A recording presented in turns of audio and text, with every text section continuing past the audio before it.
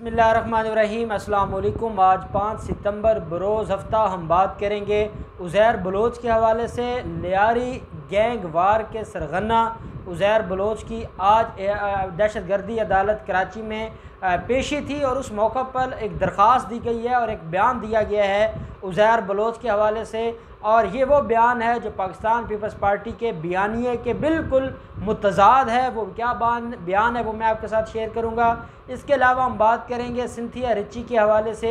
आज वजारत दाखिला के ख़िलाफ़ वो इस्लामाबाद हाई कोर्ट गई हैं। इस्लामाबाद हाई कोर्ट में उन्होंने आज जो एक अपील फ़ाइल की है वो पढ़ कर इंसान को ये लगता है कि पाकिस्तान में अगर कोई इंसाफ लेने पे आए और कोई इंसाफ लेना चाहे तो उसके लिए हमारे निज़ाम में कितनी रुकावटें हैं। उसको इंसाफ तो नहीं मिल सकता बल्कि वो ख़ुद ब खुद उस मामले के अंदर इतना उसको उलझा दिया जाता है कि उसका जीना मुश्किल हो जाता है। आज वो पिटीशन जो फ़ाइल की गई है उसके अंदर उसी तरह की दर्द भरी कहानी लिखी है सिंथिया रिची ने, वो भी मैं आपके साथ शेयर करूंगा।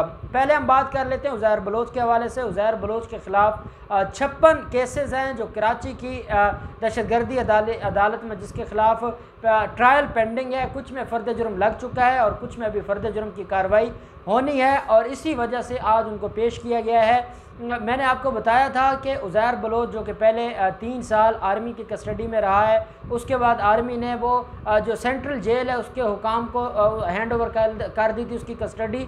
लेकिन जो जेल हुकाम थे उन्होंने अदालत में ये कहा था, दहशतगर्दी की अदालत में, कि उज़ैर बलोच की जान को ख़तरा है और हमारे लिए उज़ैर बलोच की सिक्योरिटी बड़ा मुश्किल हो गई है।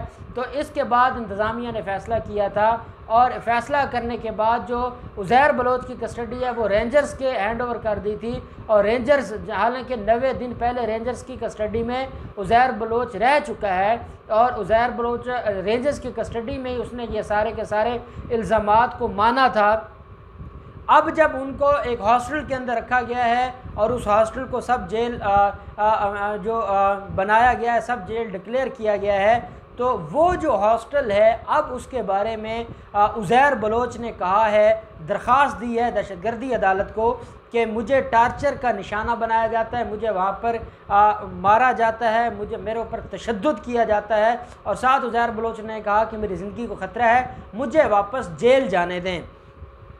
साथ उज़ैर बलोच ने, अब वो जेल क्यों जाना चाहते हैं ये भी मैं आपके साथ शेयर करूंगा। और साथ उज़ैर बलोच ने आज अदालत के अंदर, भरी अदालत में ये एतराफ़ किया है कि उनका ताल्लुक़ पाकिस्तान पीपल्स पार्टी के साथ है और क्योंकि वो पाकिस्तान पीपल्स पार्टी के लीडर हैं इसलिए उनके ऊपर ये जुल्म हो रहा है। और पाकिस्तान पीपल्स पार्टी की वजह से पाकिस्तान तहरीक इंसाफ के अगर वो मेंबर होते तो उनके साथ ये ना होता जो उनके साथ आज हो रहा है और बड़ी ज़्यादती हो रही है और बेगुनाह उनको सज़ा दी जा रही है। ये कहना था उज़ैर बलोच का। अब मैं आपके साथ 2 चीज़ें शेयर करूंगा। एक तो ये कि वो क्यों कराची जेल में क्यों जाना चाहते हैं और जो रेंजर्स की तहवील है उसमें क्यों नहीं रहना चाहते या उसकी कस्टडी में क्यों नहीं रहना चाहते। क्योंकि उज़ैर बलोच का जो ग्रुप है या गैंग है वो जेल में भी है, जेल में उज़ैर बलोच के भाई और बाकी लोग हैं। और जेल इंतज़ामिया क्योंकि वो डायरेक्ट आ रही है सिंध हुकूमत के अंडर, वहाँ पर बड़ी फैसिलिटीज़ हैं, वहाँ पर उनको बड़ा प्रोटोकॉल दिया जाता है, वहाँ से वो बैठकर सारे के सारे मामलात को देखते हैं। वो जेल के अंदर से बैठकर सारा जो गैंग वार है उसको चलाते हैं। जब से वो रेंजर्स के पास उनकी कस्टडी गई है तो रेंजर्स क्योंकि उनको रसाई नहीं देते और उनको उसी तरीके से डील करते हैं जिस तरीके से एक आम मुलज़िम को डील किया जाता है और उनके लिए बड़े मसाइल हैं और उनका सर्वाइव करना बड़ा मुश्किल हो गया है, उनका गैंग वार ख़तरे में है।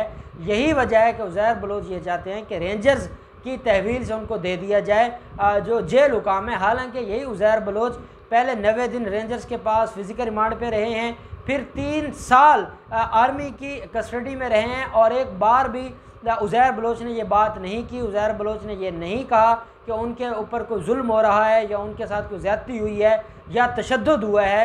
लेकिन जब से उनका आसिफ ज़रदारी से रब्ता बहाल हुआ है और जो उज़ैर बलोच के वकला हैं उन्होंने पैगाम पहुंचाया है आसिफ ज़रदारी का कि हम आपके साथ हैं, हम आपके पीछे खड़े हैं और आपको किसी तरह का कोई मसला नहीं बनेगा। और क्योंकि उज़ैर बलोच की माँ ज़िंदा है, उज़ैर बलोच की फ़ैमिली है और वो एट रिस्क है और उज़ैर बलोच अपनी जान तो दूर की बात है, अपनी फ़ैमिली की जान बचाने के लिए वो इन माफियाज़ के सामने खामोश हैं और वो बोल नहीं रहे। और आज उन्होंने अदालत के सामने, भरी अदालत के सामने इस बात का इजहार किया है कि उनकी जान को ख़तरा है रेंजर्स से और उनके ऊपर तशद्दुद किया जाता है। और बेसिकली वो इल्ज़ाम लगा रहे हैं फ़ौज पर या फ़ौज के इदारों पर। वो ये कहना चाहते हैं कि पाकिस्तान पीपल्स पार्टी का लीडर होने के नाते उनके ऊपर ये जुल्म किया जा रहा है। अब कोई उनसे सवाल पूछे कि पाकिस्तान पीपल्स पार्टी की हुकूमत थी और सिंध में आज भी उनकी हुकूमत है, और जो पाकिस्तान तहरीक इंसाफ है इसकी हुकूमत 2018 में आई थी, जो कि उज़ैर बलोच 2016 के एंड में इसको गिरफ़्तार किया गया था, जब वफाक में नून लीग की हुकूमत थी और सूबे में मुराद अली शाह की हुकूमत थी, पाकिस्तान पीपल्स पार्टी की हुकूमत थी। अब उनका ये कहना कि क्योंकि वो पाकिस्तान पीपल्स पार्टी के लीडर है इसलिए ज़्यादती हो रही है, अगर वो पीटीआई में होते तो उनको कोई ना छेड़ता।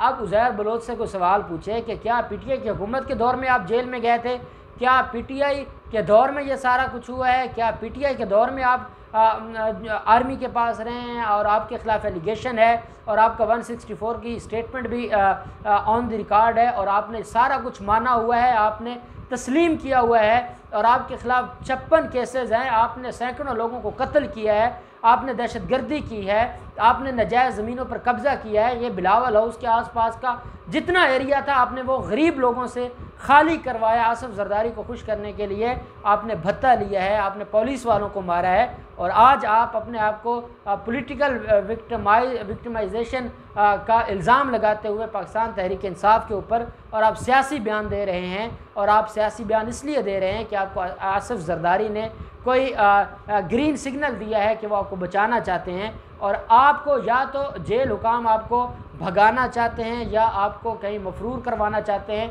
यही वजह है कि आज आपने अदालत में दरख्वास्त दी है और अदालत को ये कहा है कि वो आपको जेल भेज दें और जो हॉस्टल है जहाँ पर रेंजर्स ने उनको रखा हुआ है वहाँ आपका रहना मुश्किल हो गया है। आपको जवाब देना पड़ेगा, आप आसिफ जरदारी की ग़ुलामी अब आपको छोड़ना पड़ेगी और आपको आसिफ जरदारी के ख़िलाफ़ सारी चीज़ों को मानना पड़ेगा, क्योंकि जिस जज के सामने आपने 164 की स्टेटमेंट दी थी अब वही जज आपके ख़िलाफ़ बतौर गवाह आएगा और फिर आपका मुकरना आपके लिए मुश्किल हो जाएगा। आप ख़ुद भी डूबेंगे और जरदारी फरियाल तालपुर को भी लेकर जाएंगे और अब आपको माफ़ी मिलने वाली नहीं है और आपके ये जो इल्ज़ामात हैं ये झूठे हैं और इनकी कोई बुनियाद नहीं है और आपको कोई रिलीफ नहीं मिलेगा। दूसरी तरफ हम देखते हैं कि सिंथिया रिची का मामला है।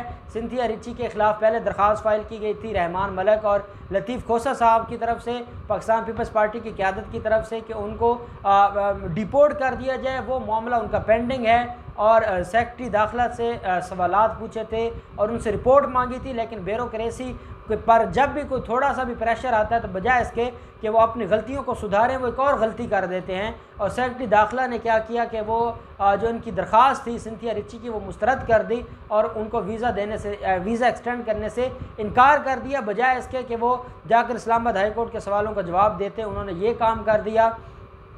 सिंथिया रिची ने अब जो दरख्वास्त खारिज की गई है उस बाबत और उस ऑर्डर को चैलेंज करते हुए इस्लामाबाद हाई कोर्ट में पिटीशन फ़ाइल की है और इस्लामाबाद हाई कोर्ट से ये गुजारिश की है कि वो पाकिस्तान में रह रही हैं काफ़ी अरसा से, उन्होंने काफ़ी वेलफेयर के काम किए हैं, वो यहाँ एजुकेशन जो मुख्तलिफ़ प्रोजेक्ट्स हैं उनके ऊपर काम कर रही हैं, वो वेलफेयर और सेहत के मामलात के ऊपर काम कर रही हैं और वो पाकिस्तान के लिए काम कर रही हैं। और अगर इस तरह उनको डिपोर्ट कर दिया जाता है तो पूरी दुनिया में पाकिस्तान का इमेज ख़राब होगा। पाकिस्तान में जो पॉजिटिव एक्टिविटीज़ करते रहते हैं उनका दिल टूटेगा और वो पाकिस्तान के लिए अगर कुछ करना चाहते हैं तो वो नहीं कर पाएंगे। और साथ ये कहा गया है कि उनके ऊपर इल्ज़ामात लगाए गए हैं और उनके ऊपर हमले किए गए हैं, उनके साथ ज़्यादती हुई है, उनके साथ रेप किया गया है और वो ये सारी दरख्वास्तें इस्लामाबाद हाई कोर्ट ने उनको रिलीफ दिया है। अब पर्चा दर्ज होने वाला है रहमान मलिक और बाकी पाकिस्तान पीपल्स पार्टी की क़यादत के ख़िलाफ़ और ऐसे मरले पर अगर उनको डिपोर्ट कर दिया जाता है तो वो अपने ख़िलाफ़ केसेस को कैसे फेस करेंगी, जो उन्होंने दरख्वास्तें दी हुई हैं, जो केस फाइल किए हुए हैं उनको कैसे प्रोसीड करेंगी, उनके लिए बड़ा मुश्किल हो जाएगा। इसलिए उन्होंने इस्लामाबाद हाई कोर्ट से ये गुजारिश की है कि सेक्रेटरी दाखिला का जो ऑर्डर है उसको नल एंड वाइड डिक्लेयर किया जाए और रिलीफ दिया जाए सिंथिया रिची को और उनको पाकिस्तान में रहने की इजाज़त दी जाए और साथ सेक्रेटरी दाखिला को कहा जाए कि वो फार्मेलिटीज़ पूरी करते हुए जो सिंथिया रिची है उसका जो पासपोर्ट और उसका जो वीज़ा है उसको एक्सटेंड किया जाए, पासपोर्ट उसके हैंड ओवर किया जाए, और वो जो यहाँ पर वेलफेयर की एक्टिविटीज़ कर रही हैं, कोई एजुकेशन पर काम कर रही हैं, मुख्तलिफ प्रोजेक्ट्स पर काम कर रही हैं, तो उनको मुकम्मल करें। और दूसरा, जो उन्होंने दरख्वास्तें दी हुई हैं और जो केसेस फ़ाइल किए हुए हैं या उनके ख़िलाफ़ फ़ाइल हुए हैं या उन्होंने फ़ाइल किए हुए हैं, वो उनको प्रोसीड कर सकें या फेस कर सकें। अब देखते हैं कि सोमवार को इसके ऊपर समाअत होगी, चीफ जस्टिस अतर मिनल्ला साहब की अदालत में ही होगी। अब क्या जो सेक्रेटरी दाखिला का फ़ैसला है वो मुअत्तल हो जाता है, वो बरकरार रहता है, ये रिट पिटीशन खारिज होती है, मंजूर होती है। जो भी डेवलपमेंट होगी हम आपके साथ शेयर करते रहेंगे। अल्लाह पाक पाकिस्तान का हामी और नासिर हो। बहुत शुक्रिया। अल्लाह हाफिज़। पाकिस्तान जिंदाबाद।